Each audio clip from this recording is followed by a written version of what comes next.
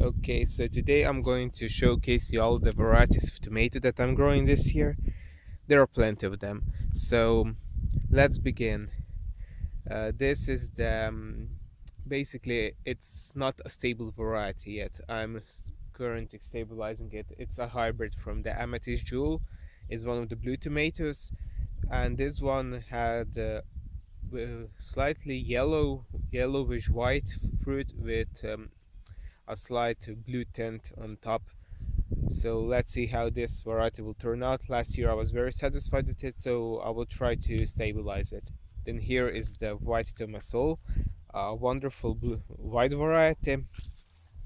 Then here we have the gobstopper, a really productive variety that has really an interesting color once it ripens, since it's first is white, then it becomes green, and after that it becomes yellowish. But when you cut it inside, it's still green. Here is the San Marzano, a very popular paste tomato. Then here is a Slovenian variety called Dula. I'm growing this one for the first time this year. Also, this one is probably Dula, yes. Then here is a variety that I don't know the name of. Then here is Super Snow White, a really wonderful variety of tomato that it probably won't take long before it ripens. It has really good fruits. It's very productive. Here's another Super Snow White. Then here's Bosnian Yellow, interesting variety that's it's really small. It's almost like a dwarf tomato, but it doesn't grow like it grows the most like I highly doubt that it will grow to this size even at the end of the season. Then here is a variety that I don't know the name of, so I just call it after the woman who gave me the seeds. I call it Trezika. Here is also another plant of this variety.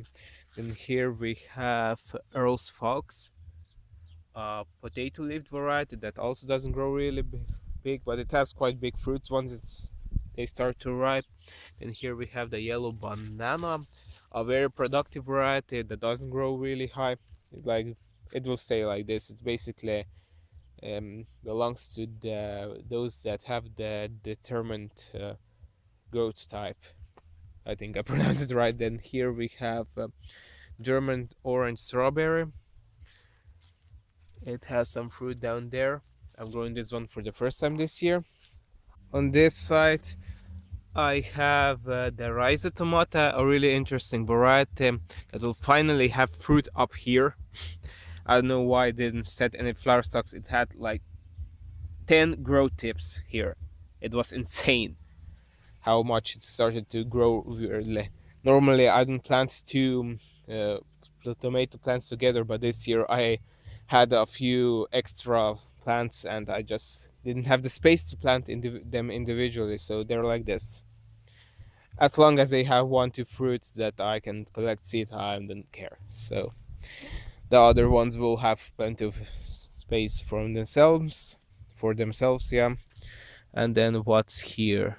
Here's also German orange strawberry. Then here we have one that's another variety that I'm stabilizing that had different kind of fruits. It should be like a real big beefsteak, but it had paste tomatoes one of a sudden, and I'm really satisfied with these varieties. So I hope that it stays like the way it is because it's really productive and it also has good taste overall. Then here we have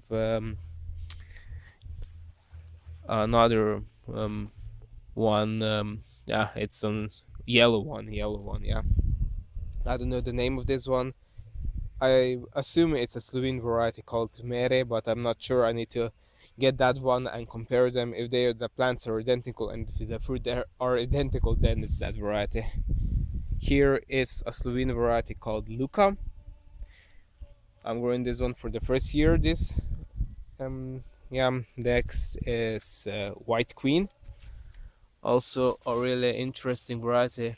And if the plants are in in a more in an area where they don't get enough sunlight, then the fruit are completely white. But it also has a way lower yield that way. so I don't mind if the fruit are slightly yellowish. And here is the Malaktovaya Shkatulka, Russian variety that has really an excellent flavor. It has also vigorous growth. Here's another plant of that variety.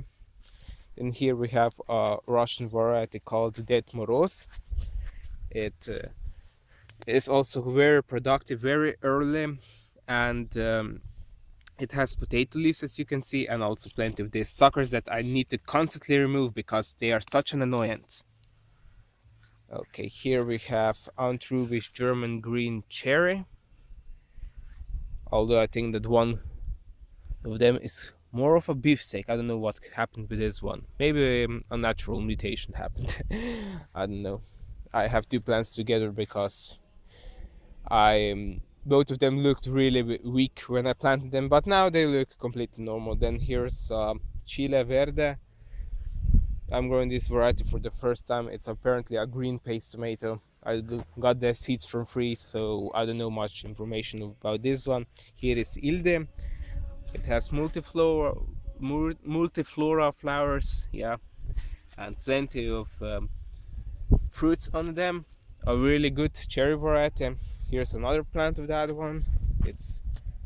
It has plenty of fruit, really. Then here we have the Osu Blue. You can already tell what's the really special thing about this tomato. It's blue.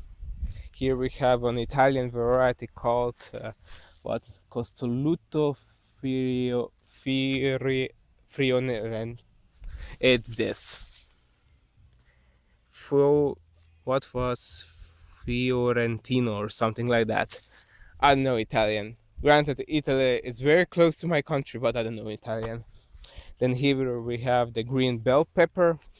The small fruits are already shaped like bell peppers, and the bigger ones also, and it has stripes on them similar to the green zebra.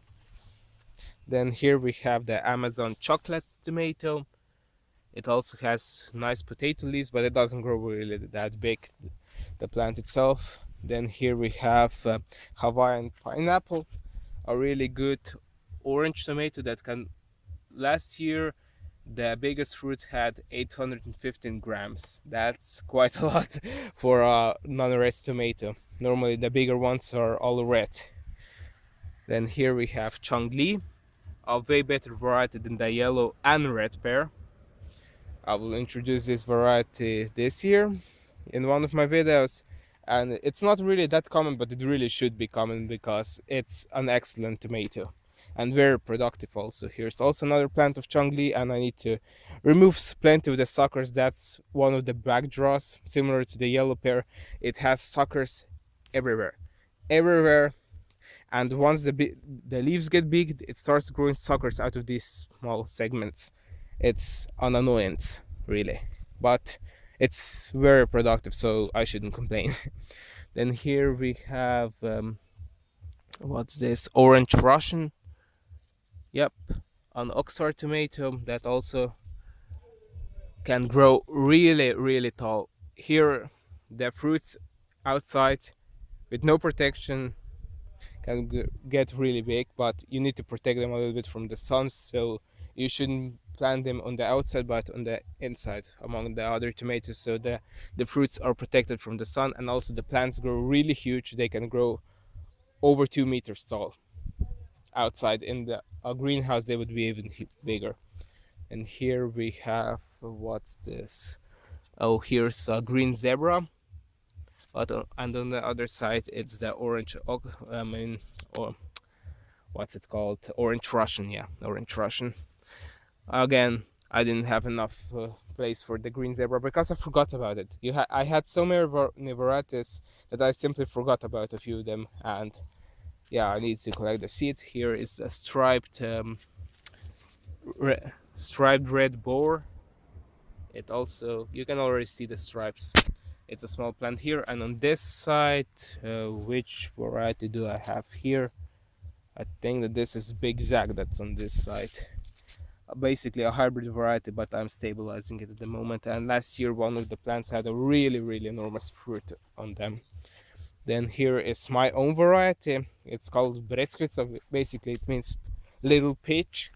although it's the size of a regular peach, and it's a fuzzy tomato, similar to the garden peach tomato, and it's pink when it's ripe. Here is Brad's Black Heart, a really nice tomato. Where's the fruit here? It's not really that productive, but it has a nice flavor. And what's next? It's Pilou, an organic variety because it it's very disease resistant. But the taste itself is not really that special. It's similar to the store bought tomatoes. Here we have chocolate stripes, a nice variety that's very colorful once it's ripe. Here is, let me see what's here. Black Sarah, another very good tomato variety that doesn't grow really that big. Here is the orange Oxheart tomato. One of them is already starting to ripen. Let me see. Oh yeah, that's why it has that blossom and rots on it. Basically, at one point, the plant didn't have enough calcium. It's not an actual disease stem. It's here the Fantôme de Laos, a really good white variety that can store up to 2 weeks without getting soft. Then another Fantôme de Laos. They are really productive also. Here we have it's either Tikka or Pilou. It's Tikka. Also one of those organic varieties that's also very productive, and the fruits stay hard for a long time. Here's another one, another Tikka. Here we have Morado. Then here it's a local Slovenian variety, it's basically big red, Velikardec. Here we have Bon Pierre, a Slovene variety that's one of our companies that's very famous for selling vegetable seeds. Basically selected this one, while the plants are surprisingly it's short. I expected them to be taller, but the fruits are nice. Then here we have another variety that is mine, that's happened because of a natural mutation of the evergreen tomato, and it had pear-shaped tomatoes, and it's quite productive, at least last year. This year we'll see, but so far it has plenty of flowers, so if all of those set fruit on, it's going to be a very productive variety as seen here. Then here we have the black plum tomato, another black plum tomato. Here we have the garden peach tomato. Here we have a big Zack, Anna Russian, really productive Oxheart tomato. Here we have the yellow pear. There's plenty of pear-shaped tomatoes on it. Here we have a Slovenian variety called Maribor, after our second biggest city. Here is the red pear tomato that already had a video this year. Here we have Arap Pelat, another one of those that I'm selecting because it used to have the actual variety Rap Oryak, had a beef shape, beef steak tomatoes, yeah, and this is more a paste tomato. Here we have, what's this? It's Black Cream, a very popular heirloom variety. Here is one that I'm not quite sure what it should be. It should have been an Oxheart tomato, but it looks like it's a paste tomato. Maybe the seeds got mixed up, I don't know. But it's quite productive so far. Then here we have white beefsteak, a really interesting variety of white tomato. It has really huge fruits. Here we have black pepper. Let me show you the fruits. Yep, here they are. Quite big actually, and it's one of the best paste tomatoes that you can find. Here's I think that this is Opelka, but I'm not quite sure. Oh no, it's Jersey Devil. It's Jersey Devil. It's a paste tomato, but this one surprisingly doesn't have many fruits on it. But another one up there. I think this is another No, this is Opolka actually. Oh, this is the Jersey Devil. Yep, the Jersey Devil is here. Here is Opalcom, both great paste tomatoes. Next we have, I think it's a yellow pear tomato. Yep, it's a yellow pear tomato. Has plenty of fruits. Here we have another Morado, a black tomato. Here is another Opalcom with plenty of fruits on it. Here we have the big red tomato, Valley Kardec. It's not that productive, but it has really big fruits. Then here we have a Slovenian variety called Lila. It's basically pink. It's a beefsteak tomato that has potato leaves. Here is probably Pilou. Almost certainly Pilou. Yep, it's Pilou. Here we have the white Oxford tomato, two plants together because both of them were quite weak.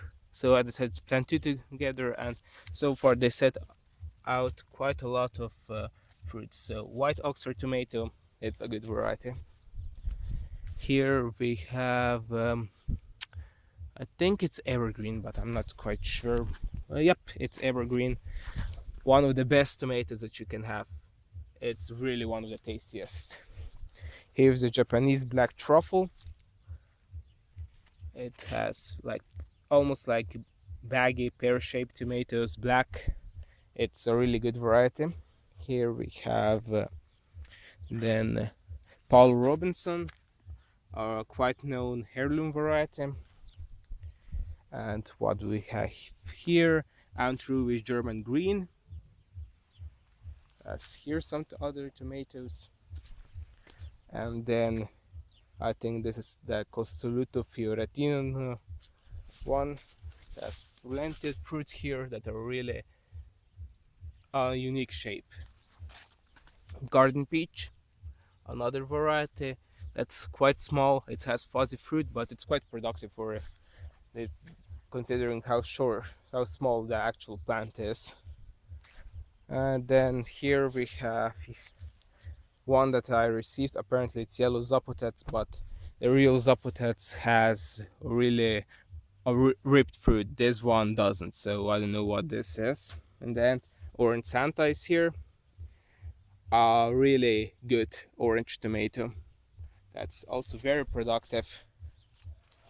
Then here we have I think this is Terknica, yes, a Slovenian variety of an Oxford tomato, very productive. Here we have another white beefsteak. Here is another green bell pepper. Here we have a yellow, Roman Rovno. It's a yellow tomato that I don't know the real name of. I think it's similar to one that we had earlier. Here is the rose quartz tomato. That's rose quartz multiflora. That's how it's called. It's very productive. Then here we have the white currant. Here is Eva's red berry. Here are then the dwarf tomatoes. The three of these are Jagodka. Here is the Siberian red. They both look quite similar. Here is the green sausage tomato. It has a very unique leaf shape, and it also has quite a few fruits on it. Here is a white Oxford tomato, has plenty of fruit on it. Then let's continue. Here we have, I don't know what exactly this one is. I think I mixed up the name of this one because it should have been a red pear, but it's not a red pear, so I don't care really. Here is an orange Oxford tomato. Here is persimmon or per. I don't know if I pronounce that one correctly in the English. It's an orange tomato. At least it should be an orange tomato. There's a chance that the seeds got mixed up with this. Then here is black cream. Also has quite a few fruit on it. Here we have the black pepper tomato. Also has some fruit in it. It has a rather interesting shape and it's very productive. Here we have another breskvica. Breskvica. I don't know why I pronounce Slovene words kind of strange ones if I go directly from English to Slovene. What is that cat doing there? Hey, you! What are you doing there? You're not my cat. Go away. Okay, then what is this? Oh, the original, how it should have been rap uriak. And a few plants had paste tomatoes, but I didn't mind. They were still very productive. Here we have the goldfish, a really tall tomato. It's almost as tall as me right now. I'm a rather short person, but this tomato, I'll give it another 2 weeks and it will be taller than me. And it's also very productive. Here is the orange banana, a similar tomato, but it has a better taste, but it cracks quite often once we have heavy rainfall. Another orange banana. Then here we have, I don't know what on earth do we have here. Well, oh, it's the sweet Solano. Here is a better plant with already the stripes that are quite a characteristic for it. Yeah. Then here is Tresica. Here is the cream bell sausage, a paste tomato that's basically sort of a dwarf tomato because this is how tall it gets. At one point it ends the growth with a flower stalk, so you have to keep the suckers, otherwise you basically have a very small yield. But the plant is very disease resistant and the fruits store very well, unlike most other paste tomatoes. Basically, it's not even an actual paste tomato. It's, how should I say it, more like, oh, I need to protect this flower here from this pumpkin so I can have his seeds. Good thing I came here. Then here we have Jersey Devil. Yep, a really good paste tomato. And here we have another Jersey Devil and Opalka. Here we have together unripe German green and chocolate stripes. Here is a Brad's black oxheart tomato. It has a few fruit. That's one of them had a cracked blossom. Then here we have, it's an Anna Russian, despite what the name says. I remember that I wrote the wrong name on this one, but it's Anna Russian. Here we have evergreen. Yep, yeah, evergreen, really good tomato. Here we have Black Sarah, and then Chirioki Purple, a really known heirloom variety that's really short. It's really short. I don't get why it's so short. I thought that it was going to be bigger, but I don't mind. Then here we have, what's this? Rapuriak. Okay, the original, how it should have been. Next to a small Muscat de Provence. Squash, Paul Robinson. Then here we have Black Cream. And the final one is apparently a persimmon. At least it should have been. I hope it is, because last year the plant that I grew had completely different fruits on it, so it was the seeds were hybridized. So I once again sowed the seeds, because sometimes it happens with big fruits that actually only part of it gets hybridized because the flowers are big. The flowers of this variety, where it's a blooming flower like this, it's big, it has several chambers. It can happen that some of the one part of the fruit is only hybridized, but the other part has true seeds. So I hope this is the case, and so far it actually looks promising, because last year it had really small fruit and they were red, but this one has really big fruit and hopefully they will become orange. Okay, so these are my, oh, basically not. I still have to go to the other side. What are you looking there, kitty? Okay, I still have to run to the other side to show you the other tomatoes that I have. Here's the blue popcorn. Here we have lychee tomatoes. Really, really spiky. You need to protect gloves to deal with these plants because they really are a pain in the ass otherwise. The strawberries, and here we have a few dwarf tomatoes. The indigo rose has really beautiful fruit, and then we have balcony yellow. Then it's an unknown potato leaf dwarf variety.